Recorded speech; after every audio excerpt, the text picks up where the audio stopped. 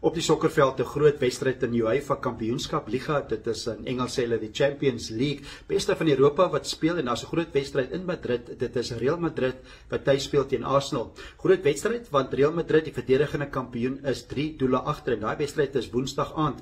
Belangrike wedstryd, dit is 9 uur Namibiese tyd en dit is Arsenal by die eerste been van die 2 wedstryde gewen het tuis met 3 doele teen 0. So groot wen vir hulle gewees. Maar die tweede wedstryd nou is in die Bernabeu stadion. Dit is 'n intimiderende groot stadion daar in Real Madrid en dit is verseker groot uitdaging vir Real Madrid wees om daai 3 doele agterstand uit te wis. Hulle het briljante spelers, onder andere vir Kylian Mbappé, een van die beste doelskieters in wêreld sokker wat ook vir Real Madrid speel. So 2 spanne wat reeds deur is na die semifinale. Hierdie ene van Arsenal en Real Madrid is nog kwartfinale.